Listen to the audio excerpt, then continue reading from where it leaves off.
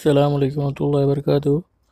अल्हम्दुलिल्लाह आज के दरस में हम सीखेंगे, क्योंकि पिक्सल लैब के ताल्लुक़ से चल रहा था कि हम कैसे किसी स्टिकर वगैरह को ऐड करें। तो हमने इसमें बहुत सारी चीज़ें सीख ली हैं। तो ये टेक्स्ट के बगल में जो ऑप्शन दिख रहा है ये स्टिकर का ऑप्शन है। आपको इसमें जाना है और यहाँ पर ऐड स्टिकर में दिख रहा है प्लस का पहला निशान। इस पर बहुत सारे स्टिकर दिए हुए, अगर आप इसमें से कोई चाहते हैं तो इसमें से ले सकते हैं, या अगर आप कोई इमेज वगैरह दाखिल करना चाहते हैं तो उसके लिए भी ऑप्शन दिया हुआ है। देखिए इसमें बहुत सारे स्टिकर दिए हुए हैं, जैसे इस तरह के स्टिकर। तो आप इस तरह के स्टिकर लेके इसमें लोगो वगैरह बना सकते हैं, या आपको जो अपने हिसाब से बनाना है वो आप इसमें सेट वगैरह कर सकते हैं। लेकिन अगर आपको इंपोर्ट करना है तो यहाँ पे इंपोर्ट का ऑप्शन दिया हुआ है। यहाँ पर जहाँ पे आपने फ़ाइल रखी हुई है वो फ़ाइल ले आएँ, और वो फ़ाइल लाने के बाद में आप अपने हिसाब से सेट कर लें। मिसाल के तौर पे मेरे पास ये पिक्सल लैब का लोगो है, मैं इसको ऐड करना चाहता हूँ तो मैंने इसको ऐड कर लिया। अभी मैं इसको ऐड कर लिया हूँ इस तरह से। तो आप अगर पीएनजी फाइल लोड करेंगे तो जिसका बैकग्राउंड नहीं रहेगा, तो आप आसानी के साथ उसको कहीं भी रख सकते हैं और कहीं भी सेट कर सकते हैं। और इसमें एक और चीज़, अगर आप किसी का बैकग्राउंड रिमूव करना चाहते हैं तो भी आप आसानी के साथ कर सकते हैं। उसके लिए आपको क्या करना है, आप फाइल जो है, और आप एक बात का ध्यान दें कि उसके बैकग्राउंड में बहुत ज़्यादा चीज़ें ना हो, वरना वो आसानी के साथ रिमूव नहीं कर पाएगा।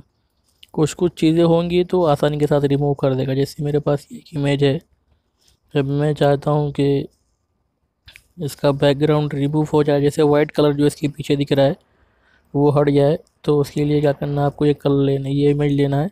मैं इसका पहले कलर चेंज कर देता हूँ ताकि आपको समझ में आए कि इसका बैकग्राउंड रिमूव हुआ है कि नहीं।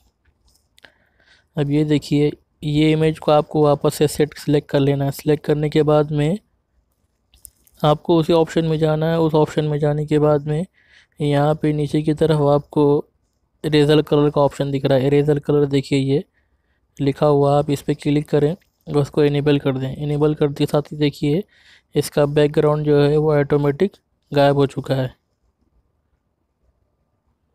इसका बैकग्राउंड रिमूव हो चुका है। तो आप अपने हिसाब से इसको जहाँ भी चाहें, जहाँ भी टेक्स्ट वगैरह में या किसी भी पोस्टर वगैरह में आप इस तरह से बना सकते हैं।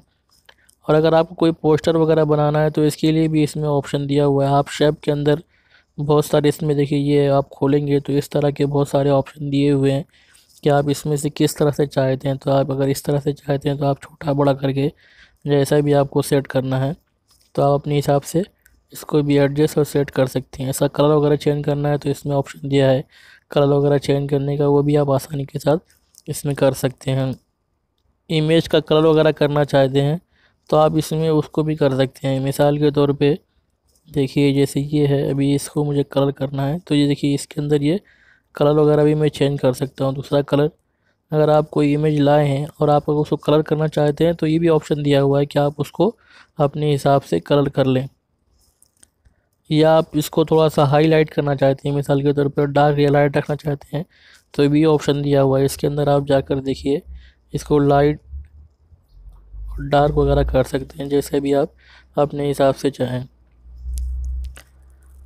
और इसी तरह से आपको इरेज करना है, इसके अंदर से कुछ मिटाना है तो उसके अंदर भी ऑप्शन दिया हुआ है।